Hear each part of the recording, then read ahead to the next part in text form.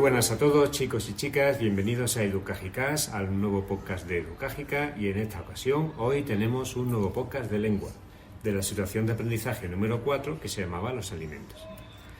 Para grabar este podcast tenemos a 4 colaboradores, 2 de quinto A y 2 de quinto B, que nos van a ayudar un poquito a hacer este repaso. A ver, los colaboradores de quinto A son Alejandro y María. Y los colaboradores de quinto B son Daniela y Álvaro. Pues con estos 4 fenómenos vamos a empezar a crear nuestro podcast. Bien, vamos a empezar viendo un pequeño índice sobre los contenidos que vamos a repasar. Las cosas más importantes de esta situación de aprendizaje, que como podemos ver aquí, son los textos argumentativos, el nombre y el pronombre personal en este caso. Vale, pues con cada uno de estos 3 bloques vamos a ir empezando a crear nuestro repaso. Vamos a empezar por los textos argumentativos, que son un tipo de texto con unas características muy especiales. Entonces, Álvaro, si no te importa, recuérdanos un poquito lo que son los textos argumentativos. Los textos argumentativos sirven para expresar ideas sobre un tema concreto, aportando razones y argumentos para convencer. Eso es un tipo de texto en el que yo expreso una idea y a continuación doy algunas ideas, algunas razones, algunos argumentos para realmente reforzar mi idea y luego termino con una conclusión, ¿vale? Vamos a ver un poquito más en profundidad este contenido. Entonces, vamos a ver cómo podemos hacer un texto argumentativo. Alejandro, recuérdanos un poquito algunas cosas que podemos hacer para crear un texto argumentativo. Por ejemplo, podemos aportar datos, podemos también, ¿qué más? añadir la opinión de un experto o ofrecer ejemplos. Vale, pues estas 3 herramientas me pueden servir perfectamente para crear un texto argumentativo, en el que yo expreso una tesis, una idea, y a partir de ahí doy mis argumentos, ¿vale? Debajo de esto, María, tenemos las 3 partes que hemos dicho antes que tiene un texto argumentativo. Recuérdanos un poquito, por ejemplo, la primera. ¿Cómo se llamaba? Tesis. Vale, ¿y en qué consta la tesis del texto argumentativo? Opinión sobre el tema. Correcto. Vamos a ver la segunda parte. Daniela, ¿cómo se llamaba la segunda parte? Argumento. Vale, ¿y en qué consiste? Razones que apoyan tu opinión. Vale, una vez que doy mi tesis, a partir de aquí argumento mi tesis. Digo las cosas sobre las que yo expreso la tesis, ¿vale? ¿Y terminamos con qué, Álvaro? Con la conclusión. Vale, ¿y en qué consta la conclusión? En el resumen de puntos anteriores.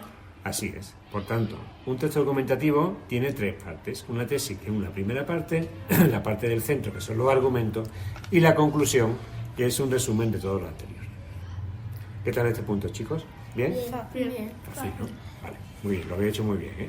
Vamos a pasar al segundo punto, que es un punto bastante importante, con el que nos hemos llevado mucho tiempo dando clase, ¿vale?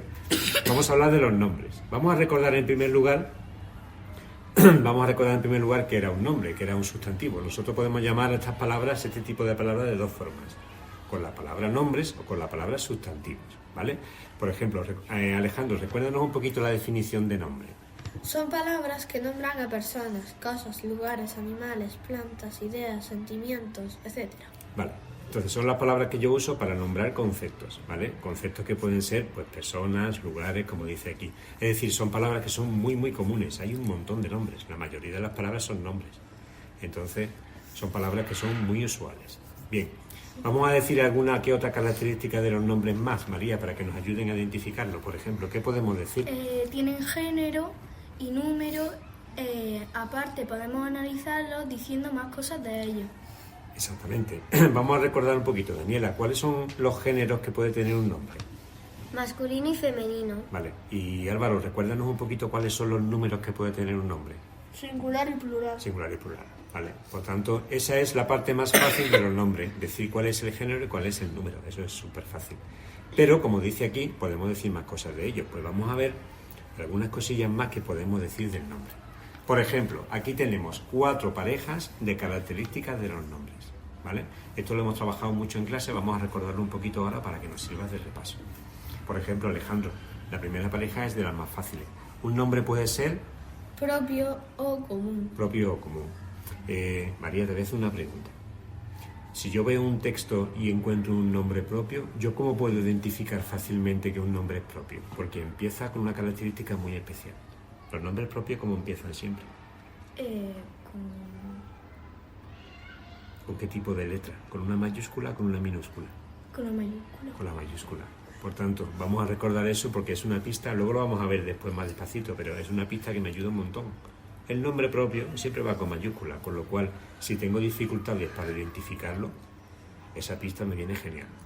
Todos los nombres que sean en minúscula son nombres comunes. Daniela, segunda pareja de tipo de nombres. Abstracto y concreto. Abstracto y concreto. Decíamos, no sé si te acuerdas, que el nombre concreto es aquel que se puede percibir por Los sentidos. los sentidos. Por tanto, el nombre abstracto será justo lo contrario, lo que no se puede percibir. ¿Tú te acuerdas de eso? Sí. Sí, te acuerdas de eso. Muy bien.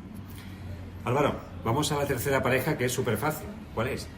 Contable y no contable. Vale, esto las propias palabras lo dicen, pero yo te lo voy a preguntar de todas formas. Un nombre contable es aquel que, ¿Se puede contar? y un nombre no contable es aquel que... ¿Que no se puede contar? Te ha tocado la más fácil, ¿eh, amigo? Sí. Tenía suerte, te ha tocado la más fácil. Muy bien. Vale, pues pasamos a la última pareja. Alejandro. Individual y colectivo. Individual y colectivo. Estas palabras también son muy significativas porque más o menos cada una de ellas nos dicen de qué tratan, ¿vale? Un nombre individual, Alejandro, es aquel que... Nombra a una persona, animal, objeto. Exactamente, nombra solo a uno, ¿vale? Mientras que el nombre colectivo es aquel que... Nombra a varios. a un conjunto, ¿vale? Ojo, importante, sin que esto quiera decir que tienen que estar en singular o en plural, pueden estar en los dos números, ¿eh? En singular o en plural. Entonces, lo digo porque hay mucha gente que confunde el individual y el colectivo con el singular y el plural, y no tienen nada que ver, ¿vale? Un nombre individual es aquel que hace referencia a un solo concepto, y un nombre colectivo es aquel que hace referencia a un concepto que engloba a varios. Por ejemplo, en clase poníamos la palabra rebaño de ejemplo. Un rebaño es un grupo de ovejas, ¿verdad? Sí. Sin embargo, la palabra rebaño puede estar en singular, pero también puedo decir rebaños y puede haber varios grupos de ovejas. Por tanto, esto es importante que lo tengamos muy en cuenta para no confundirnos. ¿Qué tal, chicos? El tema del nombre, superado, controlado. Sí. Lo habéis hecho genial, ¿eh? Estáis preparados, veo que estáis muy preparados para el control, me alegro. Vale, vamos a ver. Pistas, ayudas, consejos que me pueden ayudar para identificar bien un nombre. Daniela, este primero ya lo hemos dicho antes, pero nos puede servir, nos viene muy bien recordarlo. Cuéntanos un poquito. Los nombres propios no se analizan y van siempre en mayúsculas. Vale, esto es lo que decía María antes, ¿vale? Y esto de que no se analizan es una ayuda muy buena, porque si yo tengo que decir 4 cosas de un nombre y me doy cuenta que el nombre es propio, con poner propio es más que suficiente. No hace falta decir que es concreto, no hace falta decir que es individual, no hace falta nada. Yo pongo propio y ya está. Con lo cual, el análisis de los nombres propios es súper sencillo y súper rápido de hacer. María, recuérdanos la segunda pista. Los nombres concretos se pueden percibir por los sentidos. Esto es lo que decía Daniela antes, ¿vale? Un nombre concreto es aquel que se puede percibir a través de la vista, del gusto, del olfato, del tacto y del oído. Por tanto, los sentidos ahí son súper importantes. Álvaro, recuérdanos la tercera pista, que esta es la que te ha tocado a ti. Los nombres contables se pueden cuantificar en unidades. Es decir, que se pueden contar, eso es lo que tú decías antes. Los nombres contables son los que se pueden contar. Y esta que también te ha tocado a ti, Alejandro, Los recuérdanosla. nombres colectivos se refieren a conjuntos de cosas y pueden estar en plural también. Eso es lo que decíamos antes, ¿vale? Por tanto, estas pistas me pueden venir genial para recordar un poquito datos a la hora de analizar un nombre, porque el ejercicio típico de esta parte de los temas es que hay un nombre y tenéis que decir si es común o propio, masculino o femenino, singular o plural, concreto, abstracto, individual, colectivo y contable y no contable. Por tanto, necesito saber realmente cuál de las dos características que tiene cada uno de los apartados puedo aplicar a una palabra en concreto. ¿Sí, chicos? ¿Queda claro? Sí. Vámonos con el último bloque, el de los pronombres personales, que tiene mucha relación con el nombre también. De hecho, la palabra pronombre tiene mucho que ver con la palabra nombre. Fijaros ahí en la definición, es una cosa que queda súper clara. María, recuérdanos la definición de un pronombre. Un pronombre personal es una palabra que sustituye a un nombre. Claro, por eso tiene que ver mucho la palabra nombre con la palabra pronombre, porque prácticamente es lo mismo, lo que pasa es que sustituimos una por otra, ¿vale? Recuérdanos un poquito la segunda característica de los pronombres, Daniel. Pueden tener género y número y son de primera, segunda y tercera persona, tanto de singular como de plural. Eso es decir, siguen el mismo esquema de análisis que tenían los verbos, cuando conjugábamos los verbos, que decíamos primera persona del singular, segunda persona del singular.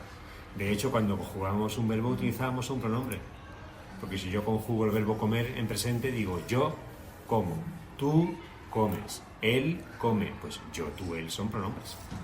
Por tanto, sin darnos cuenta, cuando hemos trabajado los verbos, estamos trabajando también los pronombres, con lo cual es una ayuda importante porque ya nos conocemos muy bien. Y por último, Álvaro, hay una característica súper importante de los pronombres personales que hay que tener muy en cuenta. Pueden ser tónicos o átonos.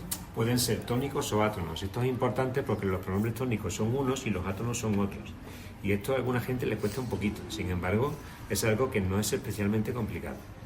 Si recordamos la tabla que aparecía en nuestro libro, ahí podemos ver de forma muy sintética, muy sintetizada, lo que hemos visto en la diapositiva anterior que tenemos. Pronombres que son singular y pronombres que son plural, pronombres de primera, de segunda y de tercera y pronombres tónicos y átonos. Por ejemplo, vamos a hacerlo para que sea más rapidito, vamos a hacerlo por personas. Vamos a fijarnos en la columna de la primera persona. Si hablamos de la primera persona de singular, Alejandro, ¿cuáles son los pronombres tónicos y los pronombres átonos? Los tónicos son yo, mi y conmigo, y los átonos me. Y si en vez de singular, María, tenemos el plural, ¿cuál sería? En tónico, nosotros, nosotras, y en átono, nos. Correcto. Ahí tenemos todo lo de primera persona. Fijaros que cada uno ocupa su sitio, ¿vale? Daniela, vámonos con la segunda persona, la columna del centro. Si hablamos de segunda persona de singular, ¿cuáles son los pronombres que me encuentro? Los tónicos, tú, usted, ti y contigo, y átonos, te. Vale. ¿Y si hablamos de segunda persona del plural? En tónicos, vosotros, vosotras, ustedes, y en átonos, os. Correcto. Vamos con la última columna, la de la tercera persona. Alejandro, si hablamos del singular, ¿qué me encuentro?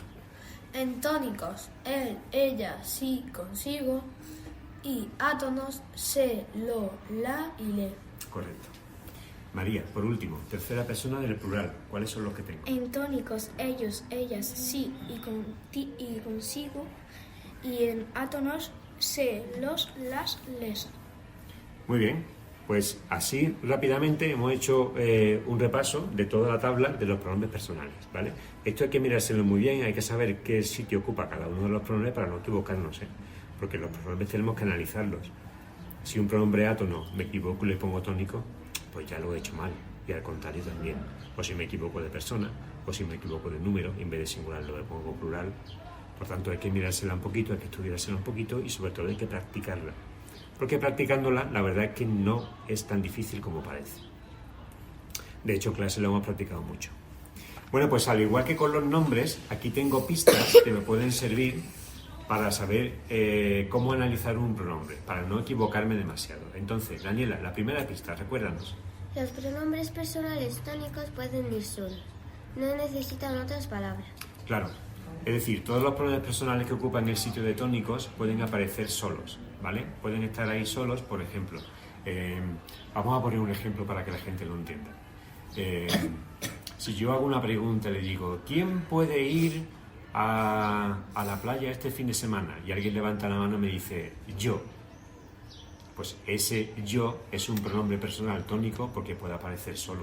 Y si alguien me dice yo y no me dice nada más, yo puedo entender perfectamente que me está respondiendo. Sin embargo, Álvaro, en la segunda pista de los pronombres personales tengo que... Los pronombres personales átonos no pueden aparecer solos. Siempre necesitan tener un verbo cerca. A veces se pegan a él. Eso es. Los pronombres personales átonos no van solos como los tónicos, sino que siempre tienen que aparecer con una palabra cerquita. Y esa palabra normalmente suele ser un verbo. Tan cerquita, que muchas veces aparecen juntos. Por ejemplo, Voy a poner un ejemplo. Alguien me hace una pregunta y me dice, ¿dónde puedo poner este libro? Y yo le respondo y le digo, ponlo en la estantería. Y tengo pon, que es el verbo poner, y lo, que es un pronombre personal átono que aparece junto al verbo. Fijaros que está tan cerca que está pegado a él. Por tanto, ojo con los pronombres personales átonos, porque si estoy buscando palabras sueltas, a lo mejor se me pasa alguno, porque a lo mejor alguno aparece pegado a un verbo. Entonces, los pronombres personales tónicos son más fáciles de reconocer, los átonos están un poquito más escondidos. De manera que a la hora de hacer un ejercicio en el que tengo que buscar pronombres, tengo que fijarme mucho mejor en los átonos que en los tónicos. ¿Vale, chicos? ¿Se entiende esto? Sí. Sí, ¿no? ¿Lo habéis trabajado bien o no? Sí. ¿Lo habéis estudiado ya o no? Sí. Bueno, me alegro. Pues me parece que hemos terminado. Amigos, ¿qué tal? ¿Qué os ha parecido? ¿Cómo ha sido la experiencia? ¿Ha sido muy traumática, muy dura? No, ¿verdad? Claro, además que vosotros traéis el tema muy bien preparados. Pues nada, esperemos que este contenido les sirva a los compañeros para repasar y para estudiar un poquito. Y nada, nosotros nos despedimos, así que decimos adiós, chicos. Adiós. Y nosotros nos vemos en el siguiente podcast. Pues hasta entonces, chao, chao.